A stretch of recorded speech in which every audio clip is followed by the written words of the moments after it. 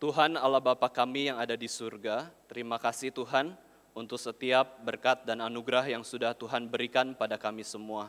Tuhan, Engkau adalah Allah yang berdaulat, Engkau adalah Allah yang maha kuasa, yang mengatur segala sesuatu berjalan sesuai dengan rencana Tuhan dan juga kehendak Tuhan. Tapi kami sadar Tuhan, dunia ini pun dunia yang penuh dengan dosa dan begitu banyak hal yang terjadi tidak sesuai dengan kehendak Tuhan. Tapi itu bukan berarti Tuhan tidak berdaulat. Justru ketika kami melihat dunia ini bisa berjalan sampai hari ini, itu pun karena anugerah Tuhan. Dan Tuhan juga memberikan kehendak bebas kepada kami semua untuk bisa melakukan hal yang benar, tetapi kami juga bisa melakukan hal yang tidak berkenan di hadapan Tuhan.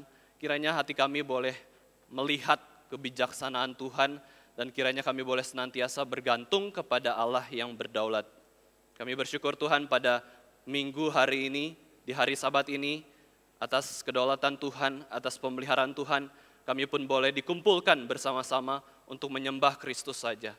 Kami mohon anugerah Tuhan ketika kami mendengarkan firman Tuhan, hati kami boleh dicerahkan, hati kami boleh diperbaharui untuk boleh semakin mencintai Tuhan dan juga semakin mengasihi sesama kami manusia. Tolonglah kami Tuhan, di dalam mendengarkan firman Tuhan, kiranya Allah Roh Kudus saja yang bekerja di dalam hati kami. Dalam nama Tuhan Yesus Kristus, Tuhan dan Juru Selamat kami yang hidup, kami sudah berdoa. Amin. Kita akan melanjutkan pembahasan firman Tuhan dari kitab 1 Yohanes, pasal yang kedua. Mari kita buka Alkitab kita, 1 Yohanes pasal yang kedua, ayat yang ke-9 sampai yang ke-11. Kita akan membaca bersama-sama ketiga ayat ini. 1 Yohanes pasal yang kedua, ayat 9 sampai yang ke-11. Mari kita baca bersama-sama, 1, 2, 3. Barang siapa berkata bahwa ia berada di dalam terang, tetapi ia membenci saudaranya, ia berada di dalam kegelapan sampai sekarang. Barang siapa mengasihi saudaranya, ia tetap berada di dalam terang, dan di dalam dia tidak ada penyesatan. Tetapi barang siapa membenci saudaranya, ia berada di dalam kegelapan dan hidup di dalam kegelapan, ia tidak tahu kemana ia pergi, karena kegelapan itu telah membutakan matanya. Bapak, Ibu, Saudara sekalian, tema khotbah kita pada hari ini adalah kasih yang melenyapkan kebencian. Mari pertama-tama kita merenungkan tentang terang dan gelap terlebih dahulu. Gelap dan terang merupakan suatu kondisi yang lazim dalam kehidupan kita sehari-hari sebagai manusia. Kita tahu apa yang dinamakan terang dan kita juga tahu apa yang dinamakan gelap di dalam kehidupan kita. Tidak ada yang tahu, tidak ada yang tidak tahu ya semuanya itu. Sejak bayi sampai dewasa sampai hari ini pun kita selalu mengalami yang apa yang dinamakan gelap dan terang. Itu adalah kejadian yang sehari-hari dan dalam satu hari pun kita itu mengalami minimal kondisi siang maupun malam. Itu terjadi sehari-hari, silih berganti, teratur ya sesuai dengan waktu yang Tuhan tetapkan bagi alam ini dan bagi manusia. Ketika matahari terbit ke atas melebihi batas horizon cakrawala dari bumi ini, itulah yang dinamakan terang. Sinar matahari menyinari dunia dan kita semua juga terkena sinar matahari. Ketika matahari terbenam turun di bawah cakrawala, itu juga dinamakan gelap karena matahari tidak bisa menyinari bumi karena bumi berputar pada porosnya. Di dalam Alkitab, Bapak Ibu Saudara sekalian, itu semua diatur oleh Tuhan. Tuhan memang menyatakan ada gelap maupun terang. Tetapi kalau kita lihat lebih dalam di dalam Alkitab, khususnya kitab 1 Yohanes ini, menjelaskan tentang kehidupan rohani manusia itu dengan menggunakan metafora terang dan gelap. Ya, gelap dan terang. Yohanes menggambarkan Allah adalah terang. Bukan berarti terang adalah Allah. Allah itu seperti terang. Makanya kita sebutkan Allah adalah terang, Allah adalah kasih, Allah adalah perisai, Allah adalah gunung batu. Itu adalah penggambaran Allah. Siapa Allah itu? Yohanes menggambarkan bahwa Allah itu sebagai terang. Di dalam pasal yang pertama yang sudah kita bahas, Yesus sendiri menyatakan bahwa dirinya adalah terang dunia. Dan kita juga disebut sebagai anak-anak terang karena kita pengikut Kristus. Karena Kristus ada dalam hati kita, kita disebut sebagai anak-anak terang. Orang yang hidup dalam Allah, dia sedang berjalan dalam terang Allah. Kita sudah membahas bagian ini di khotbah-khotbah sebelumnya. Kita disebut orang yang berjalan dalam terang. Apa maksudnya terang itu? Ya, secara rohani, secara makna di dalam Alkitab itu apa sih terang? Terang secara rohani, Bapak Ibu Saudara sekalian, itu adalah melambangkan kasih, melambangkan kebenaran, melambangkan kebaikan, dan melambangkan kemuliaan. Ya, kita singkat saja sederhananya 4K kayak gitu ya. Apa itu terang? Terang itu melambangkan kasih, kebenaran, kemudian kebaikan, dan juga kemuliaan. Kasih, kebenaran, kebaikan, kemuliaan. Ketika Alkitab bicara soal terang, itu bicara soal kasih, kebenaran, kebaikan, dan kemuliaan. Segala yang baik, segala yang benar, segala yang kasih, segala yang mulia, itu diidentikan dengan terang. Surga adalah tempat terang. Allah adalah terang. Surga itu tempat terang juga. Allah adalah terang. Sebaliknya, Bapak Ibu Saudara sekalian, ketika kita memahami soal kegelapan, kegelapan adalah hal dari lawan terang tersebut. 4K juga ya. Kebencian, kejahatan, kesalahan, dan kehinaan. Itu bicara soal kegelapan. Iblis itu adalah gelap. Neraka itu adalah tempat yang gelap, di mana kegelapan itu paling gelap di sana. Karena ada apa? Karena ada kebencian, kejahatan, kesalahan, kehinaan. Dan di neraka juga ada penghukuman atas segala dosa-dosa yang sudah diperbuat oleh manusia. Di sana banyak penghukuman bagi orang yang jahat, yang salah, yang hina, itu neraka ya.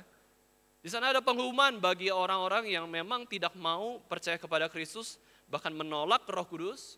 Itu disebut juga sebagai menghujat Roh Kudus.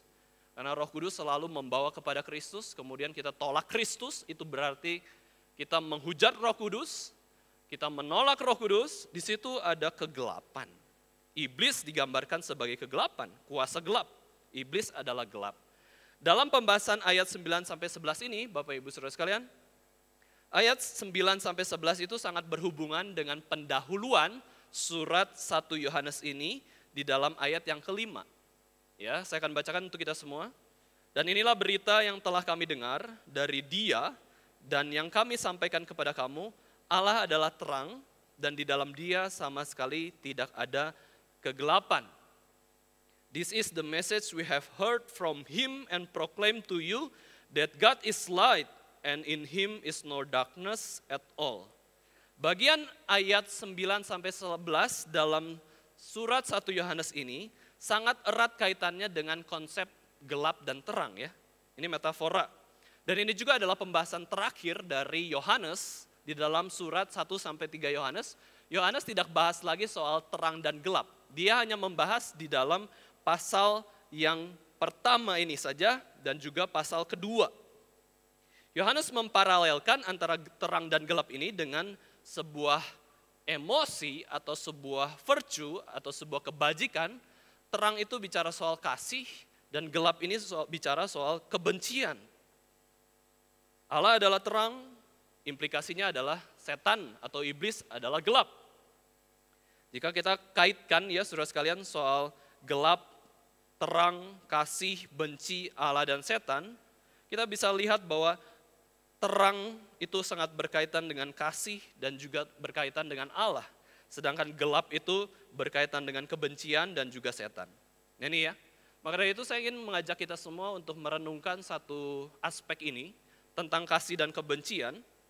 Tentang kasih dan kebencian, pada umumnya Bapak Ibu Saudara sekalian, kasih itu adalah suatu kebajikan yang polanya adalah positif ya, atau biasanya kita kenal sebagai hal yang positif, itu kasih ya, kasih. Orang mengasihi itu hal yang positif, tetapi ketika bicara soal benci, itu biasanya asumsi orang adalah sebuah hal yang negatif, bukan kebajikan kan ya. Kasih itu kebajikan, benci itu lebih ke arah sebuah hal yang emosi yang negatif. Emosi yang negatif, emosi yang dihindari.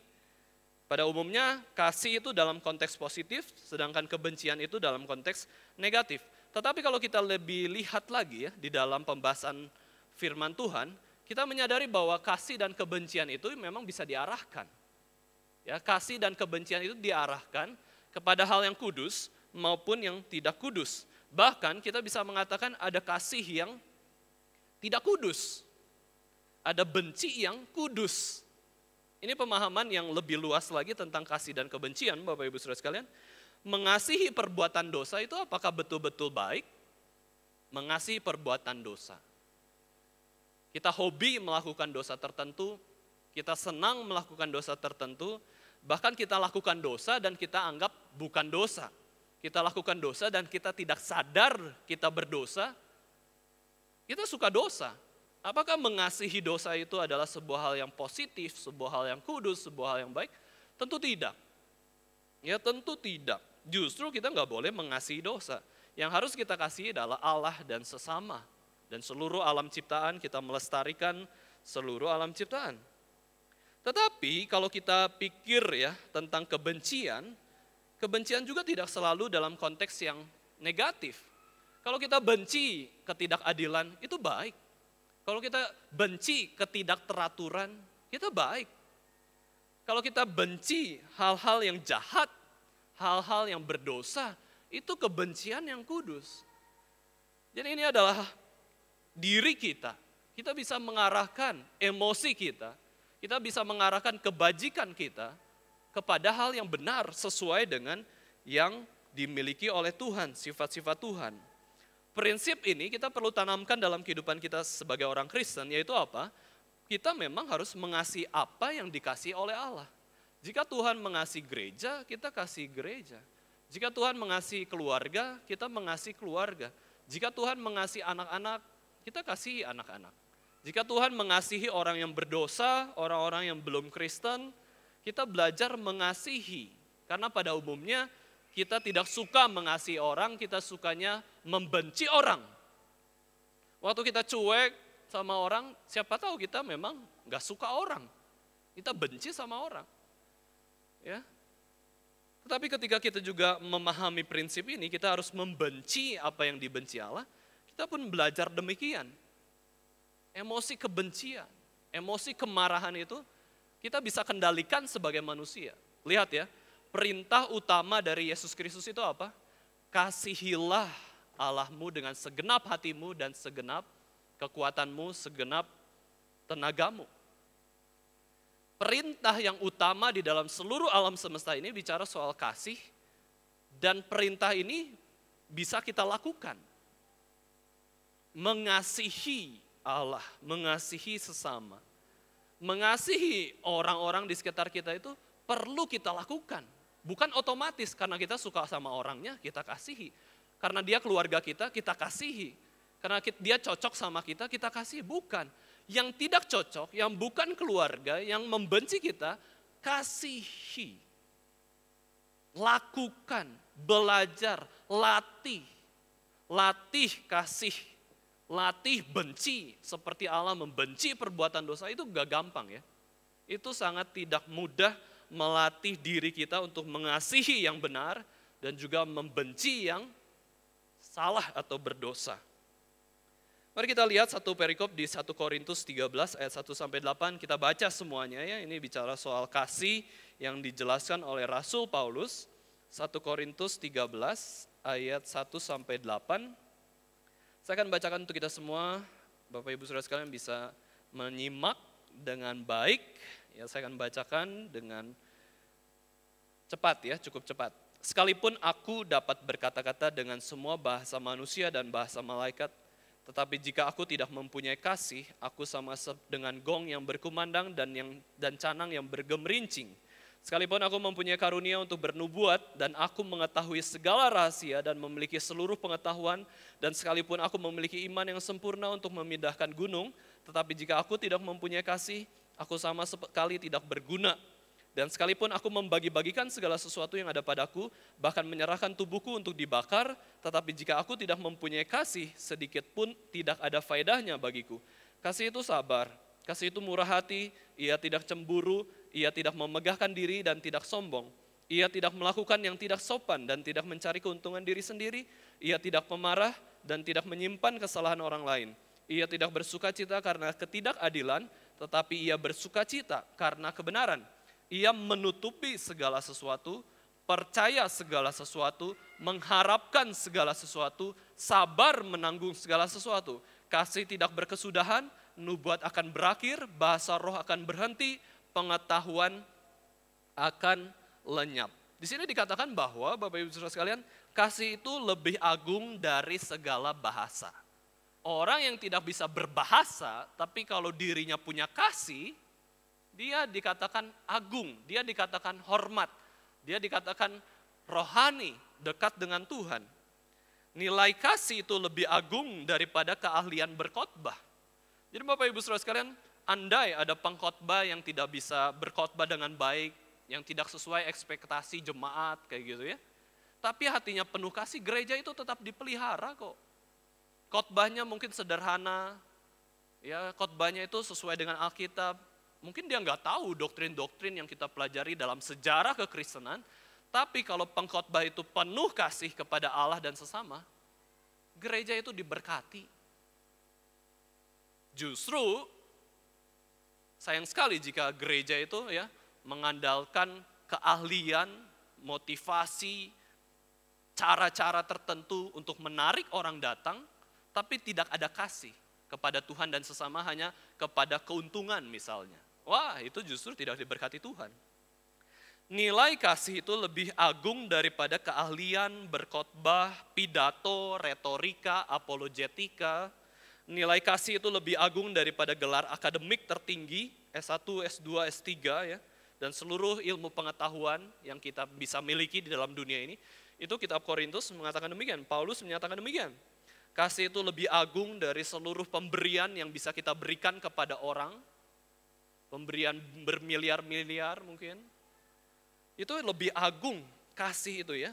Kasih itu bahkan lebih agung dari penyerahan tubuh untuk dibakar atau mati martir. Kalau kita ingat bulan lalu Bapak Ibu Saudara sekalian, ya seminggu yang lalu lah kita memperingati hari reformasi. Sejarah reformasi itu mulai muncul kan, mulai percikan apinya membakar itu waktu tahun 1517 oleh Martin Luther. Tetapi beratus-ratus tahun yang lalu sebelum Martin Luther, itu percikan api sudah ada. Di dalam reformator sudah ada. Seperti Jan Hus ya, seperti John Wycliffe, itu sudah ada yang mati mempertahankan Alkitab, menerjemahkan Alkitab, menginginkan orang-orang itu membaca Alkitab. Sudah banyak orang yang berkorban supaya Alkitab itu bisa dibaca oleh orang. Tapi kalau orang itu mati tanpa kasih, meskipun Jan Hus dibakar di tiang api ya, dibakar hidup-hidup, dia menyanyi pujian kepada Allah dan dia menutup hidupnya dengan pujian kepada Allah dengan dibakar tubuhnya. Kalau dia tidak ada kasih itu juga tetap tidak dihargai Tuhan. Siapa lagi Bapak Ibu sekalian, orang-orang yang tersesat, orang-orang yang bahkan bukan Kristen pun bisa rela mati loh. Untuk hal yang dia hargai dan hormati, untuk berhalanya. Salah satu contoh juga Sokrates, misalkan Sokrates, dia rela mati demi kebijaksanaan yang dia percaya. Sokrates itu Bapak Ibu sekalian pernah dihakimi seperti Yesus dihakimi oleh orang-orang Yunani pada waktu itu, 500 orang menghakimi. Sokrates ini mengajarkan ajaran sesat. Kita harus hukum dia. Setuju nggak dibunuh, divonis hukuman mati atau dibiarkan hidup? Rata-rata semua orang berkumpul dan mengatakan Sokrates ini harus dihukum mati. Tetapi Sokrates karena kemampuannya berpikirnya luar biasa, Sokrates diberikan kesempatan untuk bisa hidup. Silahkan kamu boleh hidup, tidak divonis dihukum mati, tetapi kamu menyangkal ajaranmu. Sokrates sangat mengagungkan kebijaksanaan kan. Sedangkan orang-orang Yunani itu pada waktu itu menyembah berhala, dewa-dewi yang ada. Kemudian Sokrates ketika diperhadapkan demikian, dia katakan, aku sudah mempersiapkan seluruh hidupku untuk menghadapi kematian. Aku tidak akan menyangkal jalan kebijaksanaan yang aku jalani seumur hidupku.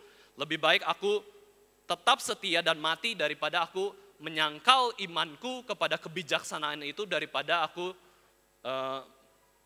mati di tangan orang gitu ya. Daripada aku menyangkal, daripada aku dihukum mati, lebih baik aku tetap setia. Dan Bapak Ibu Saudara sekalian di akhir hidupnya, dia katakan aku sudah mempersiapkan seluruh hidupku untuk menghadapi kematian. Dia ambil satu racun, kemudian dia minum racun tersebut dan mati. Bapak Ibu Saudara sekalian, orang non-Kristen pun bisa rela menyerahkan nyawanya untuk apa yang dia percaya dan sembah. Tapi ada kasih kepada Tuhan enggak? Ada kasih kepada Yesus enggak? Yesus belum lahir pada waktu Sokrates hidup. Ya kita juga nggak tahu Sokrates itu bisa percaya Yesus atau enggak. Tetapi Bapak Ibu Saudara sekalian, poinnya adalah kalau seseorang itu rela mengorbankan tubuhnya, tapi kalau nggak ada kasih sama-sama percuma. Gong kosong. Johann Tetzel di zaman Katolik, ketika Martin Luther itu mulai berani menancapkan 95 tesisnya, Johann Tetzel itu promosi surat indulgensia dengan cara mengorbankan tangannya itu terbakar api. Lihat, kalau tidak mendapatkan surat indulgensia, surat pengampunan dosa, kita akan masuk ke neraka. Orang-orang yang kita kasih yang sudah meninggal itu akan masuk ke neraka. Dia ambil api, dia bakar tangannya sendiri dengan api. Lalu semua orang takut, wah ngeri sekali neraka. Ayo kita beli surat indulgensia. Johann Tetzel itu demi uang dia rela bakar tangannya. Demi menjalankan agendanya sendiri. Tapi apakah ada kasih Bapak Ibu Saudara sekalian? Apa yang dilakukan orang itu bisa luar biasa besar. Tapi kalau tidak ada kasih kepada Kristus, kasih kepada Tuhan dan sesama, itu tidak lebih besar dari apapun. Itu nilainya kecil sekali. Kasih itu sabar, kasih itu murah hati, kasih itu tidak cemburu, dia tidak memegahkan diri, tidak sombong. Kasih itu begitu sopan ya, tidak egois, tidak pemarah, tidak simpan kesalahan orang. Kasih itu suka keadilan, kasih itu suka kebenaran. Kasih itu tidak umbar-umbar kejelekan orang. Kasih itu menutupi segala sesuatu, dalam arti menutupi, udahlah hal-hal yang buruk kita nggak usah omongin ya. Ngapain sih ngomongin kejelekan orang? Nambah dosa aja kan ya. Udah nggak usah omongin lah. Itu tanggung jawab dia sama Tuhan. Kalau Tuhan mau hukum, Tuhan bisa hukum kok. Ngapain kita hukum orang tersebut dengan omongan-omongan yang jelek itu? Nah itu ya, kasih itu menutupi segala sesuatu. Kasih itu menanggung segala sesuatu. Kalau ada hal harus yang kita tanggung, kita tanggung. Kalau keluarga kita membutuhkan kekuatan kita, kita tanggung mereka. Anak menafkahi orang tua misalkan seperti itu ya. Tidak apa-apa. Kita tanggung semuanya. Itu karena apa? Kasih. Kasih itu berpikir positif, rela berkorban. Kasih itu tidak berkesudahan dan kasih itu kekal. Kasih itu nilainya kekal. Di sini Paulus menutup kesimpulannya dengan sebuah perbandingan, Bapak Ibu Saudara sekalian, antara kasih, iman dan pengharapan itu lebih besar yang mana? Ya, iman, pengharapan, kasih ya, disingkatnya IPK kan ya. Iman, pengharapan, kasih, ketika dibandingkan itu lebih besar yang mana? Kasih. Padahal kalau kita berpikir Bapak Ibu Saudara sekalian, tiga kebajikan ini, iman, pengharapan, kasih itu semuanya itu sungguh-sungguh besar. Iman aja yang bisa membinakan gunung. Pengharapan itu bisa adalah sauh yang kuat.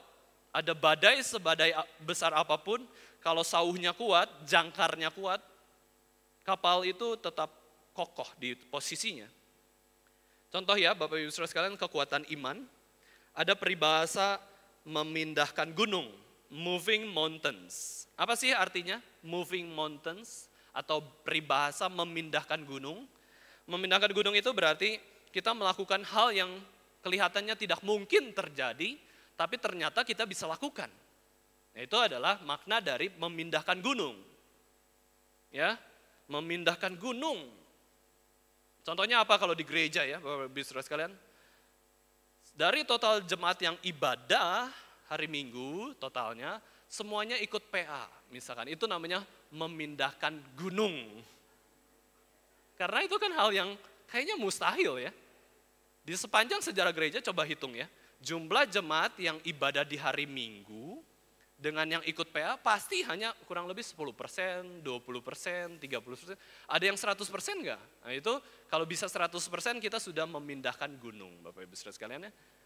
Itu luar biasa. Dan betul Bapak Ibu Saudara sekalian, ada seorang India ya bernama Dasrat Manji. Dasrat Manji itu betul-betul memindahkan gunung, atau lebih tepatnya itu menerobos bukit.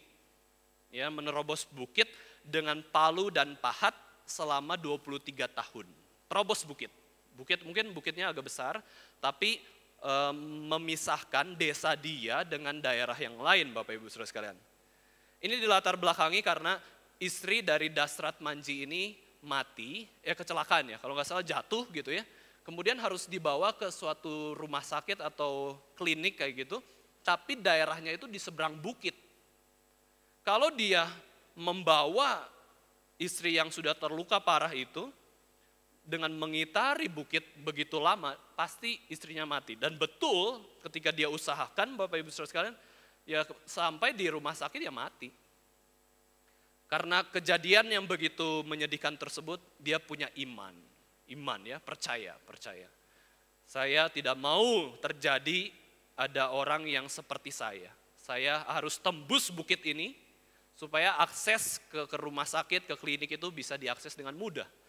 Selama 23 tahun orang India udah tua, pahat, hanya dengan sederhana gitu ya. Itu betul-betul menerobos bukit itu dengan apa? Iman. Dan Paulus katakan, iman itu lebih kecil daripada kasih. Bicara soal pengharapan Bapak Ibu Saudara sekalian, kekuatan pengharapan itu adalah ada seperti nasihat ya, nasihat orang bijak yang memberi pengharapan kepada murid yang sedang putus asa Bapak Ibu Saudara sekalian. Aku pikir ya, muridku yang baik, kamu itu bisa menjadi apapun yang kamu mau. Wih, ini kasih pengharapan yang besar kan, mau jadi apapun bisa. Wah, pokoknya kamu belajar dengan tekun, beriman, berdoa, sungguh-sungguh tekun, ayo berharap dengan baik. You can be anything you want. You can be anything you wanna be. Itu guru tuh harus kasih pengharapan yang besar. Kita yang posisi di atas itu, jangan tekan orang. Jangan kasih pengharapan palsu, jangan tekan pengharapan orang. Kalau orang itu bisa maju, ya maju. Kalau memang tidak bisa maju pun, Tuhan tidak akan memberi kemajuan kepada dia. Dia tetap di sana, karena ada posisi masing-masing. Tetapi seorang murid kepada guru, murid itu harus diberikan pengharapan yang besar. Kamu bisa jadi apapun kok ketika kamu besar nanti. Asal apa? Asal kamu sungguh-sungguh belajar. Ya, pengharapan yang besar, kamu bisa jadi apapun. Itu kekuatan pengharapan ya. Kekuatan pengharapan itu bisa membuat anak kecil itu bisa bercita-cita sesuatu yang baik, sesuatu yang besar, dan dia bisa diarahkan dengan pengharapan di depan tersebut. Tapi kalau orang-orang membuli dia, udah kamu gak bisa apa-apa, cuman bisa main doang gitu ya. Mau ngapain? Besar jadi apa kalau kamu main terus ya? Ya kita jadi kayak kasih, gak ada pengharapan ya kepada anak-anak. Tapi kita harus kasih pengharapan. Nah kurang lebih kayak gitu ya, kekuatan pengharapan. Dan kekuatan kasih Bapak Ibu Saudara sekalian, itu tuh betul-betul jauh lebih besar daripada iman maupun pengharapan. Kekuatan kasih membuat Allah Bapa, Allah Anak, Allah Roh Kudus menciptakan bumi ini. Kekuatan kasih membuat Allah Bapa, Allah Anak, Allah Roh Kudus mengizinkan dosa ada.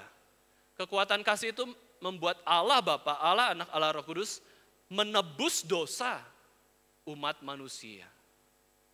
Wow, itu sangat powerful ya. Gak perlu kok Tuhan ciptakan dunia, ngapain Tuhan ciptakan dunia? Mereka sudah cukup pada dirinya sendiri, Allah Tritunggal itu. Tapi kenapa Tuhan mau ciptakan dunia? Yang dia tahu nanti akan berdosa, banyak masalah, banyak pandemi misalkan ya. Tapi Tuhan mau menciptakan, mau menjalankannya itu karena mengasihi kita, manusia.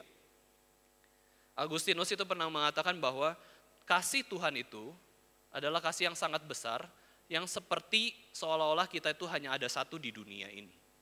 Maka Tuhan mengasihi kita dengan luar biasa. Ya, kalau ada satu benda, hanya ada satu-satunya di dunia, Bapak Ibu Saudara sekalian, nilainya berapa mahal? Kalau memang hanya ada satu. Dan itulah manusia. Setiap jiwa kita itu unik.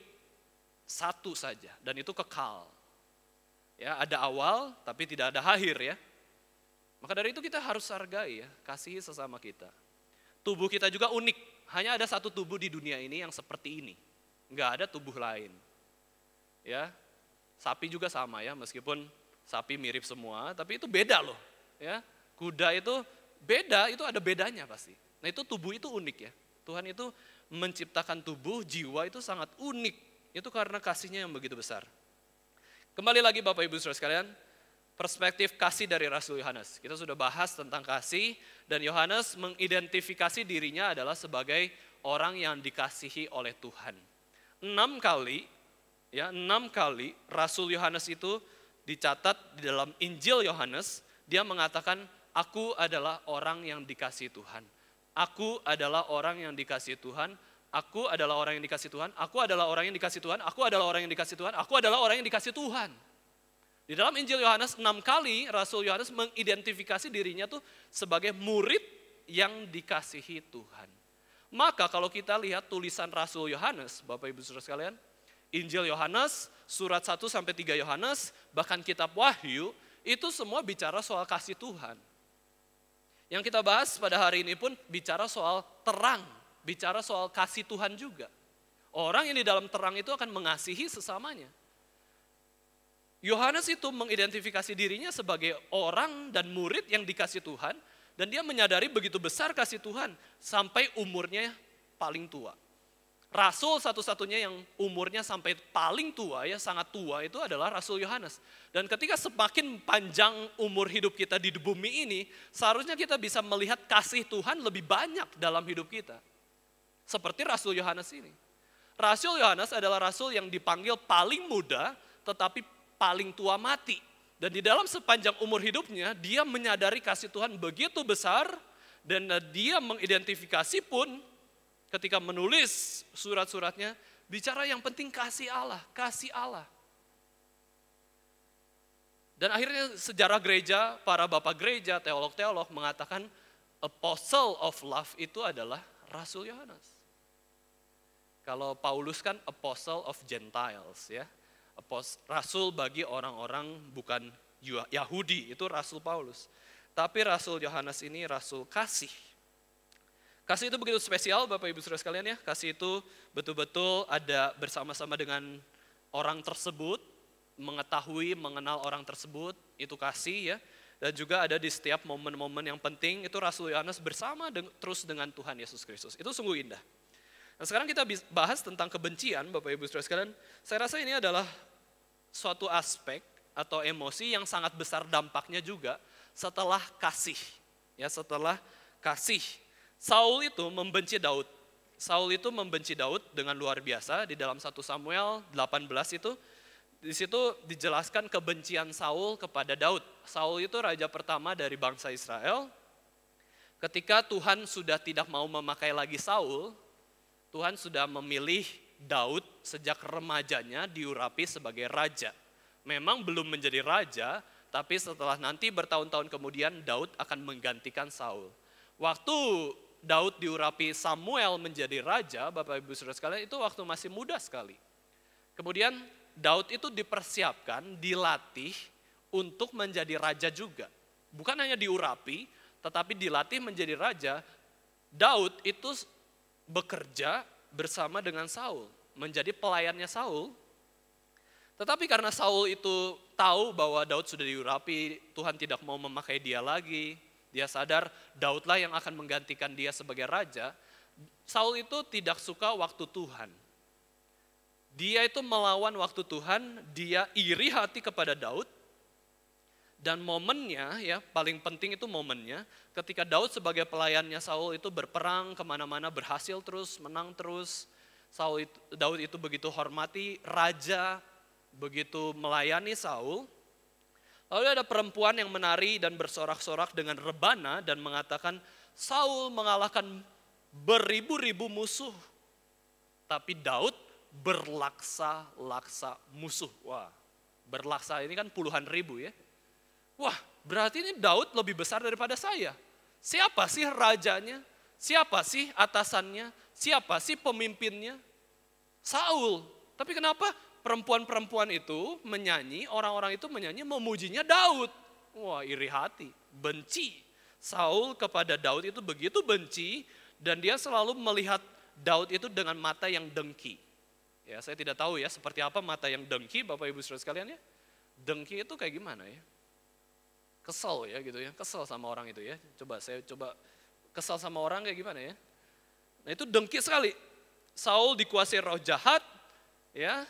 Terus ketika dimainkan kecapi oleh Daud, tenang hatinya, sudah diberikan ketenangan, dia iri hati sama Daud, lemparkan tombak kepada Daud. Dia pikir bahwa baiklah aku melemparkan tombak supaya aku bisa menancapkan Daud ke dinding. Itu ya pikiran orang yang benci itu aneh-aneh ya. Pengen nancepin orang ke dinding. Dia nggak pikir, apakah bisa Bapak Ibu Saudara sekalian ya dengan kekuatannya? Belum tentu juga ya. Ketika Saul melemparkan tombak, bisa nggak nancepin Daud ke dinding sampai nempel di dinding? Belum tentu juga. Tapi pikiran orang benci itu sangat ekspektasi tinggi ya. Saya bunuh dia, saya siksa dia, saya matikan dia. Ya, 2 kali dilempar tombak dan Daud mengelak ya. Saul juga pernah kasih pengharapan palsu ke Daud ya, ketika anak perempuannya Merab namanya. Merab itu mau diberikan kepada Daud, dinikahi, tetapi asal Daud itu perang. Ya perang, dan Saul itu mengharapkan Daud itu mati di medan perang. Kalau dengan usaha saya sendiri nggak bisa bunuh Daud, mungkin saya bisa mengusahakan kematian Daud dengan strategi. Suruh perang aja. Taunya Daud menang. Merab dikasih nggak ke Daud? Nggak juga. Ya, Saul itu kasih pengharapan palsu ke Daud. Saya janjikan ya kalau kamu menang perang, aku akan berikan anakku jadi istrimu. Tapi setelah menang perang nggak dikasih juga. Saul memberikan Mikal, anak perempuan yang lain kepada Daud sebagai istrinya. Terus mas kawinnya adalah 100 kulit katan orang Filistin. Itu berarti apa? Resiko Daud mati. Melawan 100 orang Filistin, bayangin ya. Berarti kan harus dibunuh dulu, kulit katannya dipotong, dipersembahkan kepada Saul ya. Baru Daud dapat istri. Itu mengerikan Bapak Ibu Saudara sekalian, kebencian itu mengerikan sekali. Saul merencanakan pembunuhan, Saul menombak lagi Daud ya. Saul itu kirim pembunuh bayaran ke rumah Daud, Saul mengejar-ngejar Daud. Dari sini kita melihat bahwa kebencian itu tuh luar biasa efeknya dalam kehidupan kita.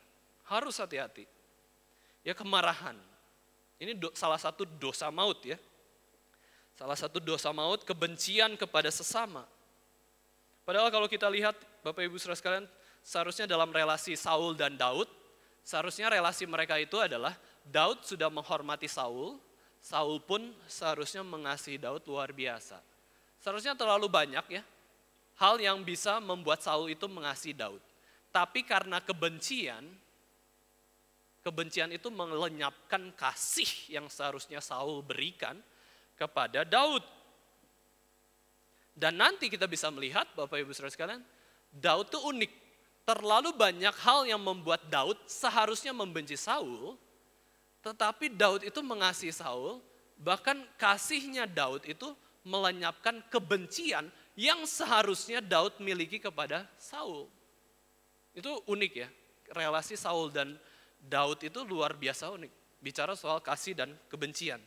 Nah sekarang kita akan masuk ke pembahasan ayat ya. Di dalam bagian ayat yang kita bahas ini, di dalam ayat 9 sampai 11, 1 Yohanes 2, itu ada 3 kata barang siapa.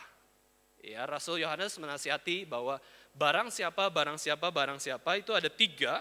Dan kita lihat di ayat 9, ini barang siapa berkata ya, bahwa ia berada di dalam terang tetapi ia membenci saudaranya, ia berada di dalam kegelapan sampai sekarang. Barang siapa yang pertama ini bicara soal perkataan manusia yang berbeda dengan perbuatannya. Sulit ya Bapak Ibu Saudara sekalian, terutama hamba Tuhan ya. Hamba Tuhan kan sering khotbah setiap minggu, bisa hari Minggu 1 jam, terus ngomong. Ya, terus ngomong. Tetapi tidak semua jemaat melihat perbuatan hamba Tuhan. Makanya kadang-kadang hamba Tuhan juga pengen cerita, apa sih yang sudah saya perbuat? Ketika dia sudah cerita, dianggapnya sombong, ya, dianggapnya apa lagi. Jadi memang serba susah ya, jadi hamba Tuhan. Ada yang mau jadi hamba Tuhan, Bapak Ibu Saudara sekalian, ya, di antara kita? Nah, ini panggilan yang sebenarnya sudah langka di zaman pandemi. Karena apa? Tidak ada KKR. Ya, siapa yang mau jadi hamba Tuhan? Ya, ini bicara soal panggilan. Tidak mudah menjadi hamba Tuhan ya. Ngomong setiap minggu, setiap jam, setiap khotbah, mana perbuatannya? Nah, di sini Rasul Yohanes mengatakan, barang siapa ya mengatakan bahwa aku ini orang Kristen, aku ini penuh kasih, aku ini hidup dalam terang, tapi perbuatannya itu adalah membenci sesamanya, dia itu bukan dalam terang, dia itu dalam kegelapan. Rasul Yohanes menjelaskan soal posisi dulu. Kita harus tahu posisi kita di mana. Baru kita bisa melakukan sesuatu hal yang berkenan, yang benar, sesuai dengan posisi kita di mana. Harus tahu posisi. Kita itu dalam kegelapan atau dalam terang. Kalau kita masih membenci, berarti kita masih dalam kegelapan. Kalau kita mengasihi sesama kita, berarti kita sudah ada di dalam jalan terang. Tetapi apakah orang yang sudah di dalam terang tidak bisa membenci saudaranya? Bisa. Jadi bingung ya Bapak Ibu Saudara sekalian. Apakah ketika orang yang di dalam terang ketika membenci saudaranya berarti dia dalam kegelapan? Tidak.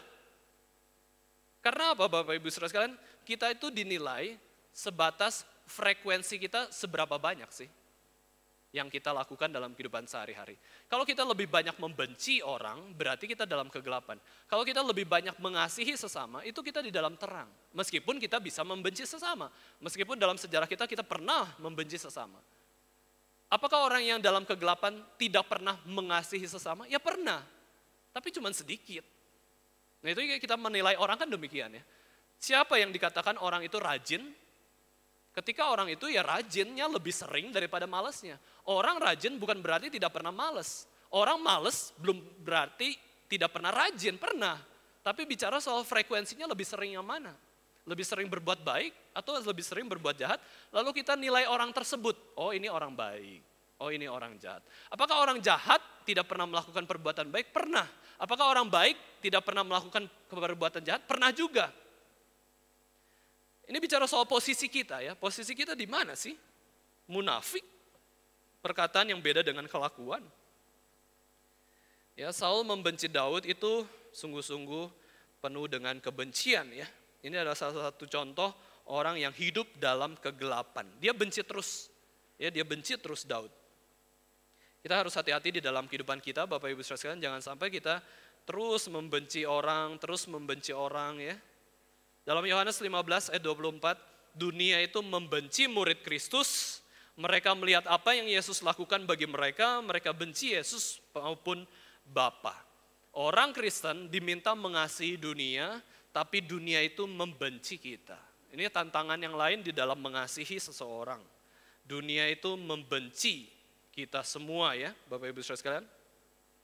Bapak Ibu Saudara sekalian, bila kita gagal mengasihi seperti yang Yesus ajarkan kepada kita, itu berarti kita pun sama dengan membenci. Itu ada teolog yang mengatakan demikian. Membenci berarti gagal mengasihi. Ya, ini tafsiran yang lain ya. Kebencian adalah kegagalan untuk mencintai. Orang yang penuh kebencian adalah orang yang gagal, orang yang hidup dalam kegelapan. Ini barang siapa yang pertama yang kita bahas dari ayat 9. Ayat 10, barang siapa yang kedua, ini bicara soal tindakan seseorang.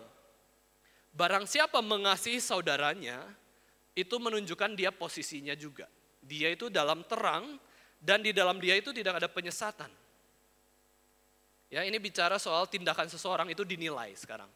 Tadi kan perkataannya sesuai dengan perbuatannya. Sekarang yang kedua adalah tindakannya itu seperti apa? Kita bisa nilai posisinya di mana, posisinya siapa. Orang yang penuh kasih itu mengasihi saudaranya ya. Ada istilah Bapak Ibu Saudara sekalian di dalam dunia bahasa Yunani ya, itu sebagai filantropos ya, filantropos ataupun jadinya filantropis.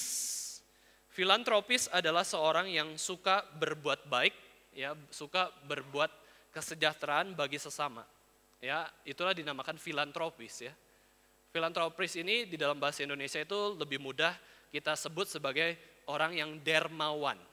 Orang yang dermawan suka kasih sembako, suka kasih persembahan misalkan ya, suka memberi orang. Itu tuh hobinya itu berbuat kasih, berbuat baik. Itu dari kata philein atau to love ya. Dan anthropos, anthropos yaitu human being. mengasihi orang. Jadinya filantropis ya. Itu ada orang yang mengelompokkan dirinya sebagai orang filantropis ya, orang yang suka mengasihi sesama. Seharusnya orang Kristen juga demikian ya. Orang yang suka mengasihi sesama itu disebutnya adalah orang yang di dalam terang. Terang ini mengacu kepada Allah sendiri. Ini adalah salah satu contoh orang yang hidup dalam terang Allah, yaitu mengasihi sesama kita orang Kristen. Kita sudah banyak belajar soal kasih. Di dalam kehidupan kita pun kita dipanggil untuk mengasihi. Di masa pandemi ini pun jangan sampai kita menjadi orang Kristen yang tidak mengasihi sesama kita ya. Di dalam masa pandemi ini pun kita perlu menjaga hidup, jangan sampai kita menjadi batu sandungan dan juga tidak sungguh-sungguh memperhatikan kesehatan orang lain. Banyak masalah yang lebih besar daripada pandemi kok. Kalau kita lihat satu persatu kehidupan orang, Bapak Ibu Saudara sekalian, terlalu banyak juga kesempatan kita bisa mengasihi sebenarnya. Maka dari itu, kita diminta Tuhan juga semakin bijaksana untuk bisa mencari kesempatan mengasihi sesama kita sesuai panggilan Tuhan. Jangan sampai kita menjadi sindrom. Hati-hati ya, sindrom. Oke, orang filantropis itu bisa juga akhirnya jatuh ke dalam savior syndrome. Pokoknya apa-apa aku harus berjasa. Pokoknya apa-apa aku harus yang berkontribusi. Pokoknya apa-apa aku harus yang melayani misalkan ya, bisa berbuat baik dan lain-lain. Itu jadinya sindrom-sindrom yang akhirnya ingin mencuri kemuliaan Allah. Hati-hati. Memang kita diminta untuk mengasihi sesama, tetapi jangan sampai ekstrim kita itu menjadi orang yang sebagai juru selamat mereka. Kalau nggak ada aku, gimana? Misalkan ya. Memang kita perlu mendidik hati kita untuk bisa terus mengasihi, tapi jangan sampai memberhalakan tindakan kasih. Ya, jangan sampai kita memberhalakan tindakan kasih itu. Kita harus saling mengasihi, betul. Tapi ada tempatnya. Ya, ada tempatnya. Kita tidak dituntut untuk mengasihi, ya, hanya kita yang bisa mengasihi orang. Orang lain, Tuhan pun bisa memakai orang lain untuk mengasihi sesama kita. Jadi hati-hati ya, sampai memberhalakan perbuatan baik, itu juga bahaya. Ketiga, barang siapa yang ketiga ini adalah soal tindakan membenci manusia ya, di ayat 11. Tetapi barang siapa membenci saudaranya, ia berada di dalam kegelapan dan hidup di dalam kegelapan. Ia tidak tahu kemana ia pergi karena kegelapan itu telah membutakan matanya. Ada dua kondisi Bapak Ibu Saudara sekalian dari seseorang yang membenci saudaranya. Dia harus bisa melihat ketika sering membenci, penuh dengan kebencian, tidak ada mengampuni, banyak kepahitan. Dia harus sadar dia itu sedang dalam dua kondisi. Yang pertama, dia berada dalam kegelapan. Dan dia bukan berada dalam kegelapan, dia hidup dalam kegelapan. Senang di kegelapan itu sendiri. Ya, senang di dalam kegelapan itu sendiri Bapak Ibu Saudara sekalian. Berjalan dalam kegelapan. Dia berjalan dalam kehidupan yang gelap. Ini kondisi orang yang penuh kebencian ya. Itu betul-betul bukan Tuhan yang memimpin, tetapi kegelapanlah yang memimpin. Dalam jemaat mula-mula, kegelapan itu selalu dikonotasikan sebagai dunia setan. Ya, dunia setan, kegelapan, jauh dari anugerah terang Injil. Orang yang membenci sesama, orang yang hidup dalam kegelapan, dia tidak percaya kepada Kristus, mereka itu buta. Nah itu perlu kita, perlu orang yang dalam terang untuk membawa mereka menuju terang Allah, terang dalam Kristus Yesus. Ya, zaman gereja mula-mula, orang-orang Kristen yang percaya Yesus dianggap sebagai pengikut jalan Tuhan. Kan jalan Tuhan ya, jalan Tuhan, the way. Karena kita tahu jalan, karena kita tahu terang kok. Kita bukan berjalan dalam kegelapan yang akhirnya nanti kita tersesat. Kita betul-betul tahu jalan. Ini jalannya. Nah itu tugas kita sebagai orang Kristen, menjelaskan, menyampaikan Yesus itu jalan, kebenaran, dan hidup.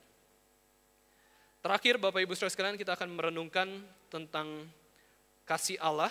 Ya, kita melanjutkan kisah Saul dan Daud. Daud itu mengenal Kristus dengan baik di dalam perjanjian lama ya.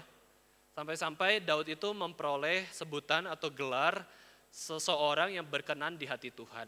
Kenapa Daud itu sungguh-sungguh diberikan gelar ini? Karena Daud itu punya kasih yang besar kepada Allah, the man after God's own heart. Orang yang selalu mengejar kasih Allah. Itu Daud ya.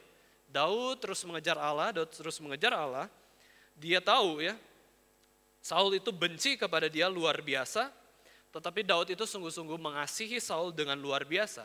Bahkan Bapak Ibu Saudara sekalian, kasih Daud kepada Saul itu bukan hanya kepada Saul, tetapi kepada keluarga Saul. Istri Saul, terus anak Saul, cucu Saul, bahkan Daud mengasihi. Daud itu punya sahabat siapa Bapak Ibu Saudara sekalian? Anaknya Saul. Kalau kita punya sahabat, kita benci sama orang tua dari sahabat kita, mau nggak sahabat sama dia? Nggak mau, belum tentu loh. Ya belum tentu. Masalah mertua dan menantu saja belum tentu terselesaikan dengan baik ya. Ketika menantu benci sama mertuanya, sulit loh ya mengasihi pasangannya. Daud itu bersahabat dengan Yonatan sampai mereka tuh sahabatnya tuh dikatakan di dalam Alkitab berpadu jiwanya. Berpadu, kompak. Ya kompak sekali. Pikirannya tuh cocok sama dia. Tapi sangat gak cocok dengan ayahnya, Saul. Bahkan Bapak Ibu Saudara sekalian, ada satu cucu yang lahir dari keluarga Saul, namanya Mephiboset. Kita tahu ya, Mephiboset itu cucu Saul yang kakinya patah. Ya. Daud ngapain? Setelah jadi raja, Daud mengatakan Mephiboset ini keturunan Saul, keturunan raja. Sudahlah, Mephiboset ini duduk bersama-sama dengan raja, makan bersama-sama. Luar biasa ya. Kasih Daud kepada Saul itu betul-betul ngeri, betul-betul aneh. Daud gak pernah balas perbuatan dosa Saul. Daud tidak pernah balas kebencian yang Saul nyatakan kepada Daud. Daud tidak pernah balas lewat anaknya, lewat keluarganya, lewat cucunya. Gak pernah. Daud itu mengasihi. Daud bisa aja balas dendam ya. Terlalu banyak kok dosa yang dilakukan Saul kepada Daud. Tetapi yang dilakukan Daud adalah mengasihi dengan kasih Kristus, kasih Kalvari. Kasih Kalvari membuat Daud bisa memperlakukan Saul itu dengan 4 cara, Bapak Ibu Saudara sekalian, yaitu forget, forgive, love, and full of consideration. Daud itu ketika berelasi dengan Saul, dia melupakan dosa Saul. Kalau ingat pun mengampuni dosa Saul. Setelah diampuni, Daud itu mengasihi Saul. Setelah mengasihi, Daud itu selalu memikirkan Saul dengan penuh pertimbangan. Dia raja loh. Dia raja Israel, raja yang diurapi Tuhan. Dia selalu memandang siapakah Saul dalam posisinya yang positif. Daud itu forget, lupakan dosa-dosa. Daud itu forgive, mengampuni dosa-dosa kalau dia ingat. Tapi dia pengen lupakan, udah memulai yang baru.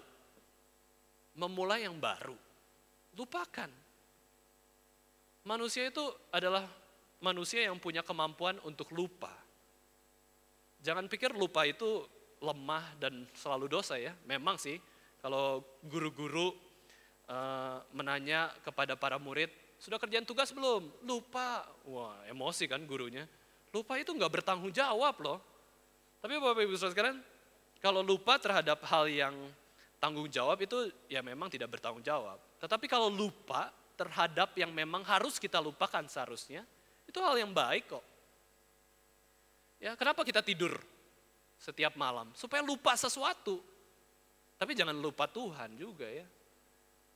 Kita tidur tiap malam tuh otak kita kayak nggak terlalu bekerja gimana ya, jadi kita bisa lupa gitu ya. Memori kita nggak terlalu istirahat, nggak terlalu bekerja maksudnya, bisa istirahat. Lupa, udah lupakan. Lupakan hal-hal yang berdosa, yang buruk di masa lalu. Coba mulai yang baru, ampuni dosa-dosa orang di sekitar kita, mengasihi dia, dan juga pandang dia dengan full of consideration. Siapa dia itu? Manusia yang diciptakan serupa dan segambar dengan Allah. Hargai dia. Hargai dia. Daud itu memiliki kasih Kalvari, oleh karena itu dia bisa melenyapkan kebencian yang seharusnya ada dalam diri Daud. Tetapi Saul, Bapak Ibu Saudara sekalian, sebaliknya. Saul itu tidak punya kasih Kalvari, tidak punya kasih yang melenyapkan kebencian kepada Daud, sehingga Saul itu membenci Daud itu begitu lama. Bertahun-tahun membenci Daud, mengucilkan Daud, menganiaya Daud. Dan kita tahu Saul itu mati dalam peperangan. Ya, ketika menghadapi Filistin, dia sangat gak mau dibuat menderita. Dan akhirnya ketika kalah, dia sudah tertembak panah, sudah terluka. Ketika akhirnya dia tahu dia mati, dia akan mati, dia ambil pedang, lalu dia tusukkan tubuhnya ke pedang tersebut, dan dia mati, bunuh diri. Dia tidak ingin nyawanya itu dibunuh oleh orang-orang Filistin. Tapi tidak diceritakan bahwa relasinya dengan Daud itu seperti apa. Apakah Saul bisa mengasihi Daud? Nggak tahu. Apakah Saul bisa mengampuni Daud? Nggak tahu. Apakah Saul bisa melupakan iri hati dan kebenciannya kepada Daud? Nggak tahu. Alkitab tidak ceritakan. Dan kita juga nggak tahu.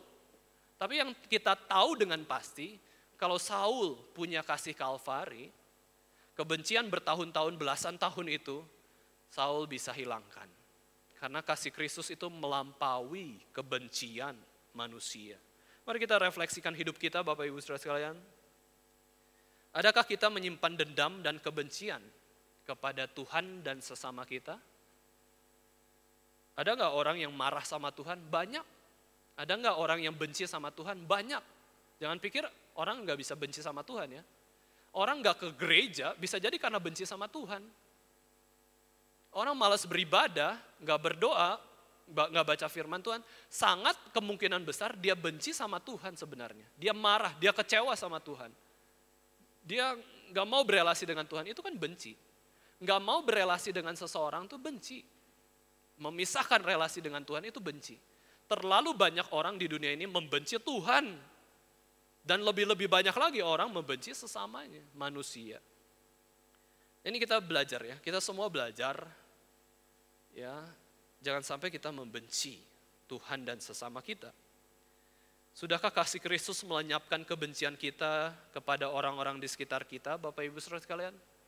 Atau malah kita berpikir bahwa nggak apa-apa benci sama orang lain, udah lebih bagus kok daripada saya bunuh orang tersebut. Oh ini keterlaluan ya. Mending saya benci aja, mending saya nggak berelasi sama dia. Tidak, tuntutan Tuhan itu kita mengasihi kok.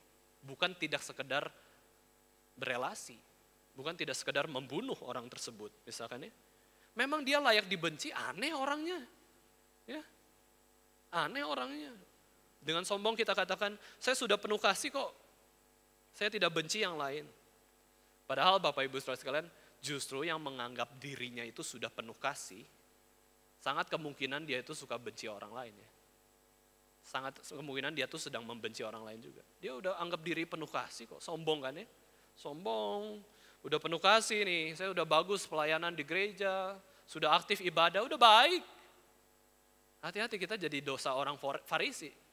Dosa orang Farisi itu anggap diri kasih, anggap diri sudah benar, anggap diri tidak berdosa. Padahal dosa itu kita lakukan dengan tidak sadar. Mari kita sama-sama mendekati Tuhan, Bapak Ibu Saudara sekalian. Seorang teolog mengatakan, semakin kita dekat dengan terang, ya, semakin kita dekat dengan terang, bintik hitam itu semakin kelihatan. Ya, semakin kita terang nih, ini semakin terang ya, bintik-bintik hitam ini kelihatan nih. Atau bintik hitam di jas saya ini, Bapak Ibu Saudara sekalian, semakin kelihatan kalau kita semakin deketin jas ini dengan terang.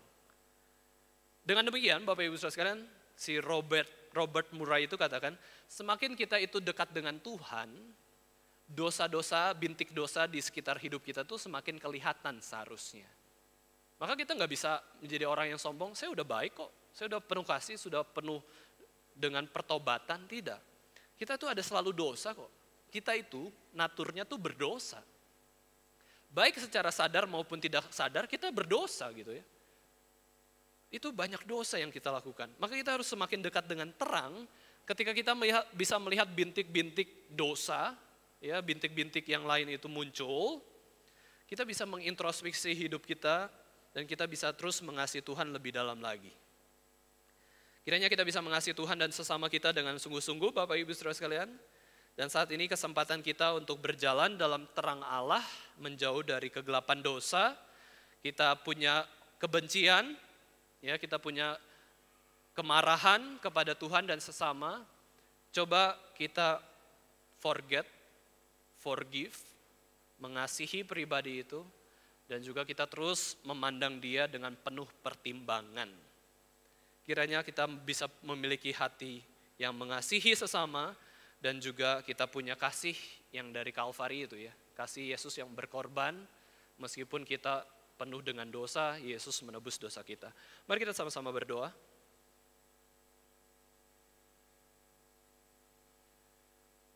Tuhan, Bapa kami yang ada di surga, kami sadar Tuhan kami adalah manusia yang berdosa, kami tidak layak untuk datang kepada Tuhan, kami tidak layak untuk bisa menerima berkat anugerah Tuhan, dan kami bersyukur pada siang hari ini kami boleh sama-sama berkumpul untuk belajar firman Tuhan.